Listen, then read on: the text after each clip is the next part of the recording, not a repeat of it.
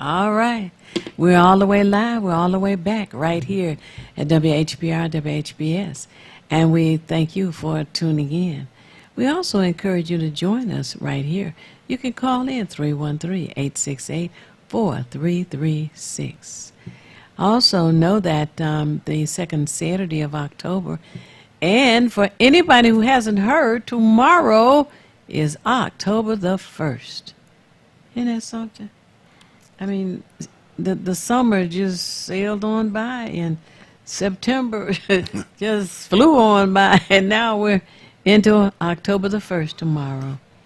So, one thing I note, and this is same thing that it goes for this show, but I guess it's just a small example or a microcosm of the world, that when you're having a good time, time does fly. When it's a bad time, it just seems to drag on forever.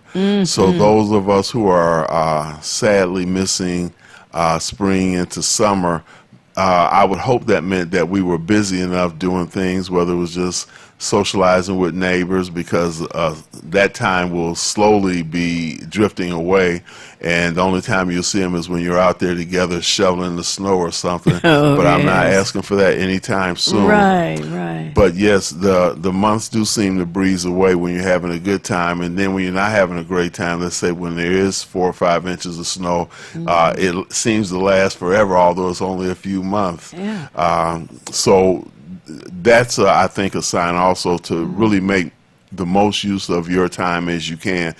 Something constructive, positive at the end of every day. You should be able to say that you accomplished something. For our seniors, we want you to get those boxes with the computers out of the corner, and don't be fearful of learning. That's growth, and that's something that we need as a community. And then you can share what you learn. And consider going to Wayne County Community College, especially if you're 60 years of age or older, because the classes are free of charge, and you need to learn about computers. You have the class Introduction to Computers. Second class is Navigating the Internet. That's where you find out a lot of information. The Internet is the modern replacement for the encyclopedias that people used to purchase, and they were proud to have them, and it was a good thing. But now you can use the Internet to find out about any issue or any subject that you want to find out about, you need to find out about. And then, of course, they have a third class with advanced information on computers. And the telephone number for Wayne County Community College is area code 313-496-2600. Again, that's area code 313-496-2600. And get into the mix. Join the folks who are on Facebook. Join the folks who are on Twitter. Come to the Hood Research Facebook. And come to the Hood Research Twitter. Follow us on Twitter. You know, it's enlightening and it's enjoyable when you participate like that. They call it social media. Come on and socialize. It's not fearful, and one thing that Theo used to say, and many of us can relate and reflect to back when they had the black and white televisions, you would see some scientist or technician in a laboratory, and he'd be fooling around with a computer, and then he hit this switch or that button, and then all of a sudden you see sparks flying, smoke everywhere. Don't let that kind of fear, because it's been embedded in us from these old shows, and believe it or not, your subconscious holds on to a lot of that. Don't be fearful of taking a step, because nobody ever burnt their house down turning on a computer. Nobody ever had health issues turning on their computer. And just like with typing or anything else, or even learning language, you learn the letters before you learn the words. So don't deny yourself that, and force yourself to have to call someone who may be reluctant to help as well. It's important for us to self-improvement is the best improvement. We can be improved from the outside, but self-improvement is the best improvement. And one of the things I've discovered, and youth as well as the elders have noted, that once you conquered something you thought was a challenge, it renews your attitude and your will and desire to conquer other things. But when you don't, like tying your shoe wasn't the easiest thing to begin with, but once you conquer certain things, it makes you say, oh, I did it. You know, what's that old saying, Eureka? Right, I found it. But there was a couple of things I wanted to bring out on that, and it has to do with television, radio, television, movies, videos, etc. There was a show called, I think it was Doogie Howser. He was a child prodigy. He was a doctor or something at a young age. Anyway, at the end of this show, he would come home and sit down at his desk with his computer on, and he would type out whatever the message of the day was. And people would see him in action with his computer. This every week, this show came on. That was encouraging people to participate with computers. There was a movie. Whoopi Goldberg was in the movie, and she worked at, I don't know, some company, and she ended up receiving a computer message from someone who needed help. And of course, that was the whole premise of the show. But it showed her using the computer regularly and talking to this man, over the computer. That too was to prepare people for what was coming. And you think about the show The Jetsons. They were flying around with the greatest of ease, and now we have the, what they call these little things that fly around? Drones. Drones, yes, we have drones. And we are being told that they're going to deliver packages to our homes. It can deliver food from the restaurants, and that's another thing that's coming. The military uses them, and I just, And they're actually Get working ready. on drone taxis now that will seat 4 people. They haven't perfected it yet, of course, and I don't think I want to be off the ground without a parachute, to tell you the truth. But technology is advancing on that level. And I just recently saw a movie, and it was interesting. Morgan Freeman was in it, but they had a series of, I believe he was the president in the movie, and they were trying to kill him during a fishing trip.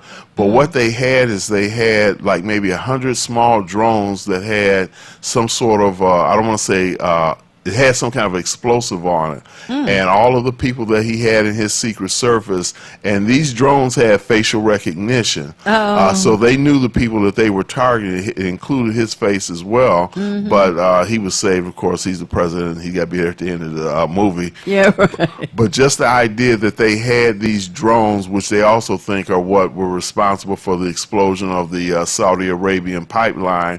So Wayne County Community College District also has classes that teach that type of field as well, because as Theo was speaking about the Jetsons, we're not going back to the Flintstones. That's over with. You can forget that. Bedrock is done with.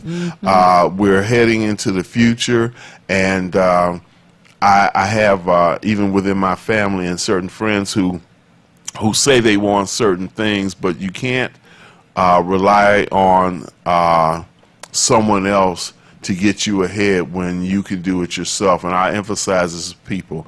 You have to take the initiative.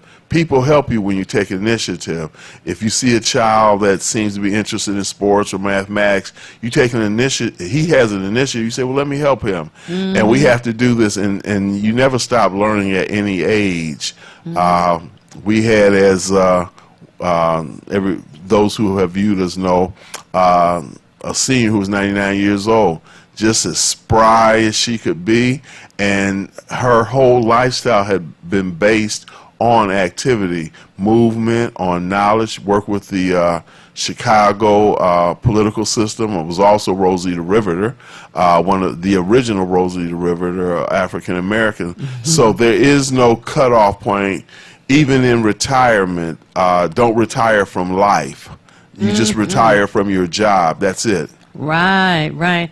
And when you retire from employment, you find that you have your time to arrange the way you want to, and you can get involved in more activities and find out what's going on in your neighborhood, what's going on down the street, up the street, cross town, and what's going on with the government that is impacting your life. For anybody who does not know, politics is the practice of what is going to be given to whom, when, and where. And it is up to you to learn about that. And on the second Saturday of October, when Hood Research meeting takes place at 2 o'clock at the Dabo Center, and the Dabo Center is located on Grand River and the corner of Wyoming, we're going to talk about politics and part of the meeting and what we need to be concerned about and what our agenda should be that would be beneficial for us. That would be a good thing. You know, it's said that when Dr. Claude Anderson came here trying to help with the economic benefit to the community, that there were people who just turned a deaf ear to him and didn't, either they didn't understand or they did not care that there was someone who wanted to help the community uplift itself, and particularly financially. And I tend to speak, and I will continue and always speak about Ujamaa, one of the 7 principles of Kwanzaa, which is cooperative economics. And we're going to allow this caller to join in. Hello, caller, you're on the air. Would you share your name and how you're viewing us, please?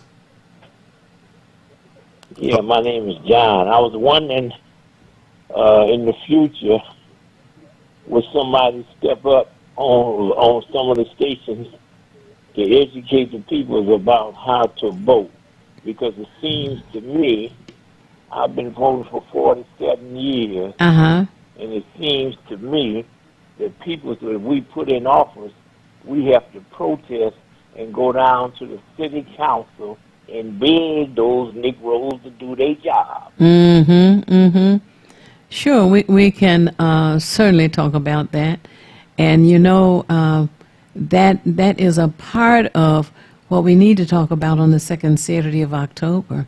And I hope that you can find the time to join us and not just sit and listen, but to participate, to talk about what you were saying, how to vote, who to vote for, why to vote, how to vet, as they say.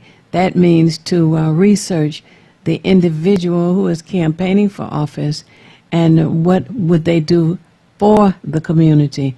What have they continued to do up until the point where they decided they need to run for an office. And when you find that a person has been working diligently in the community to make things better, you want to think that that is a good person to vote for. And to your point, and I'm thinking about it in this context as well, a lot of times what we have a problem with is we deal with personalities and images as opposed to people who have substance. So as Theo said, once one has vetted these candidates, and I would add too that I've often said that we have to look at track records. What has this person like? We know President Obama was part of a community organizer. What have they done on a grassroots level, or did they just pop up because it's an opportunity to get a job to be a city council person or alderman, depending on where you live, that type of thing? We have to look at, well, where did this person just come out of nowhere? And I understand, just like the carpetbagger down there at the Coleman Young Municipal Center, I understand that there are people who do come in and they seize the opportunity. But I think it's an excellent idea. And I would also ask, sir, that the people within our circle, because I talk with my nieces, nephews, as well as my children all the time about it, and they're starting to come into the fold. It takes time to bring people around from an inactive to an active state, but we have to be persistent in that. So I will be myself looking into some of the basics or fundamentals of voting and then share that, but then we have to continue to share that.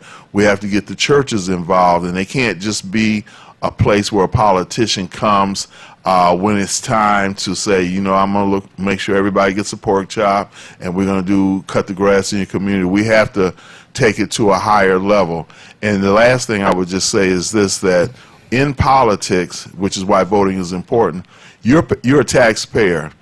You need to be able, or should be, have the desire to say, I want to determine where my taxes are going and who and how they're going to be spent with, as opposed to just saying, well, you know, so-and-so's in office and, you know, they're just going to do what they want to do. A lot of people making a lot of noise can create enough of a situation where those who even don't want to hear will have to listen. They'll be forced to listen. Excellent idea, though, sir. Well, I'm going to say this real quick. You're 100% right. Only thing I can say, a lot of people have been saying, sure, the black folks, the Negroes go out there and vote now, so white supremacists come up with another idea. And what I mean about that is that a lot of people can complain about the city clerk. If folks can go out there and vote for certain candidates and they being selected, what do we do then? Do we have to go back to the streets like we did in the 60s? Because they done got so smart that they can, you know, dictate the vote situation to make it look like it's legal. What do we do? Hit the street? Well, one thing I know that's a problem is generally, I think even in the last election we had, less than 20% of the people voted. So if I don't have enough guys helping me push a car that's stalled or something like that, I'm probably not going to get anywhere, but the more people who are involved. So I think if we could increase our numbers, just like in Alabama when they were able to get rid of the guy who was, I guess, stalking young girls at the mall, and they got the Democrat in, and that had been a heavily red, I mean, it's a red state anyway, but it had been heavily Republican. But as they indicated, when those sisters in Alabama got themselves together, they made sure that the guy Doug, I don't know his last name, the Democrat, got in. So I'm just going to say that the numbers make a big difference. We can't vote on small percentages and expect a big change. It just doesn't work. Now, when President Obama ran, we came out in crazy numbers, 80, 90%. So we have to try to strive to get at least 50% of our people to vote. I think they say over 10 million people didn't vote across, I'm sure the number's higher than that didn't vote across this 2016 last election campaign. That's 10 million people who could have made a decision in their own communities as well as in Washington. So our biggest issue is getting the numbers up. Like you said, we can go back to the 60s and do certain things, but we need to, those same people in the 60s, they had large numbers. When they got out and did things, they didn't mess around. When it came to voting, even though they were being attacked with dogs and water hoses and such trying to discourage them, they came out anyway. In South Africa, when Mandela ran for president, then people did not care about whatever the adversity was. You know, we always talk about we hope it don't rain on election day. That's a messed up philosophy in trying to get something done. We have to say no matter what, it's important enough for us to get out here. And it's only 1 day, 2 days of a year if there's a primary. So there's no excuse for us not being out there. The numbers are very important. Well, I want to thank you and Miss Theo 100% for your program. And I love to see Miss Theo. She reminds me of my mother every time I'm here. And I want to say that for years and years. She's a beautiful lady, and I enjoy your show. Thank you very much. Thank you. And we'll be looking forward to you joining us on the second Saturday of October. That's the 12th at 2 o'clock. Okay, I put it on the calendar, and then I spread the word. Thank you. Oh, thank you. Mm-hmm. And the rest of you, put it on your calendar. That's right. You don't have to think about it because it'll be there to remind you. That's right. October the 12th. That's a Saturday at the Daybo Center on Grand River in Wyoming, right on the corner.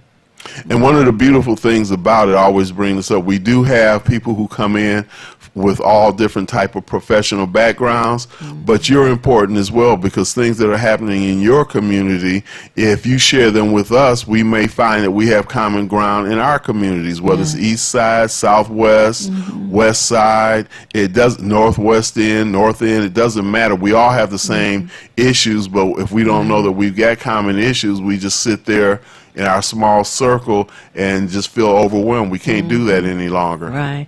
And we're going to be having refreshments, too.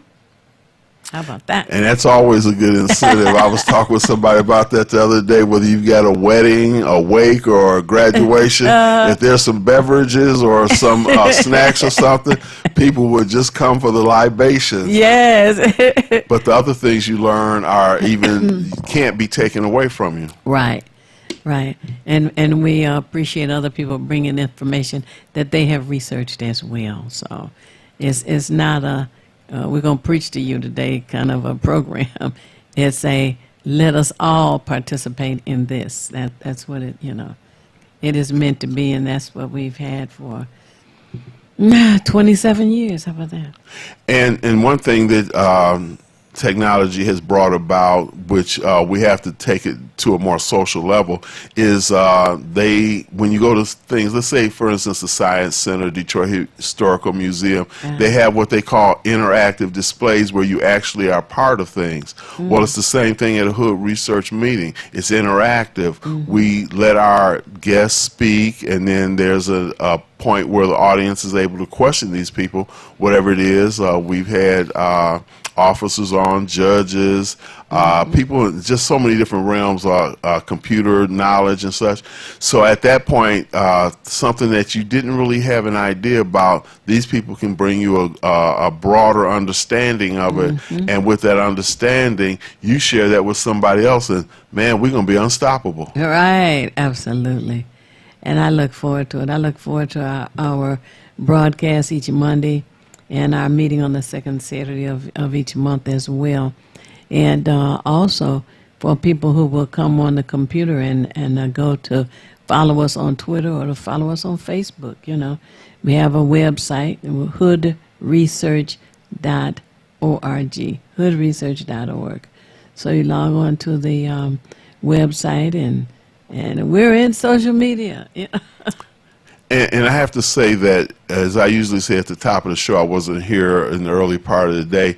When you come to a Hood Research meeting, I would also suggest you have pen and paper handy. I do, because it's so much information, you can't just trust your mind to remember it all. So I'm always, ever since I've been a student, took notes, so that way I would always have something. People highlight. That's one of the ways that you can focus on things. And then there's so many different handouts that people have at the meetings also. Right. So that way, if there's a career day or something, there's different literature. So you're not going to walk away empty-handed. All right. Or appliances. There are programs that have refrigerators that they give away. I'm talking new refrigerators. They give away furnaces, toilets. It's just a number of numbers that we have for the various events and projects that are taking place. And there was one other something that was going on. Oh, this coming Saturday, there is an event that last Monday we had a young man on with us. Kari Frazier, and the location of this place is on Linwood and was it Finkel? Yeah, in that area, yes. Yeah, Linwood and Finkel, and it's a 2-day event, and they're going to have 3-day event. I'm sorry, and they will have vendors there, and they're going to have a hair show and a comedian there. So it sounds like. There's something that's going to be there for everybody, and it's an opportunity to get out and come out in the community and socialize with people. That's always good, and when you get to know the people who are within the community with you, that's always beneficial. And the idea that I had said interactive, so you interact when you attend these type of events, and it's also excellent for networking as well.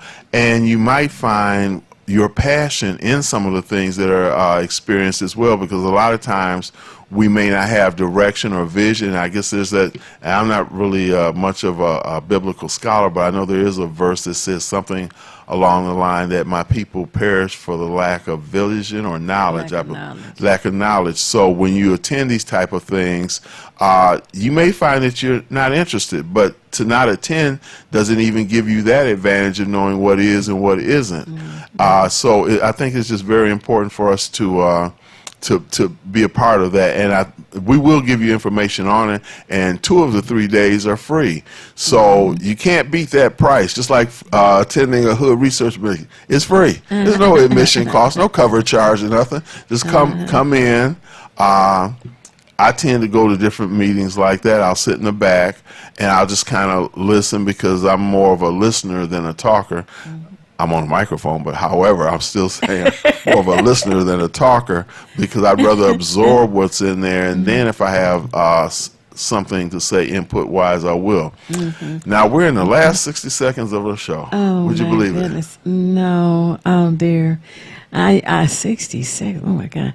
Well, what I want to say, it's not necessary for you to know everything. What is necessary is for you to know how to find what you need when you need it. We at Hood Research seek out as much information as we can to share with you to help us all make better informed decisions. And we would not only like you to join us on the second Saturday, but we want you to become a member of Hood Research. It's $20 a year to be a member, and lifetime membership is $300. But we want you to consider joining us, even if you just come to visit every now and then. We appreciate that, and we look forward to you being with us. Thabiti? If you want to be nothing, do nothing. But the only problem with doing nothing is you never know when you're finished. Pick up a good Black history book and share it with us. And tune in again next week. Peace. And now stay tuned for Get in the Know with Marley B. Feedback. Hi, this is Theo Broughton, And I am Thabiti Mpinga. inviting you to join us each Monday at 9 a.m. for feedback. A positive image production by Hood Research. Encourage others to tune in each Monday on Comcast Detroit, Roku, Amazon Fire TV. Watch WHPR TV Network anywhere. and take us along with you. Feedback.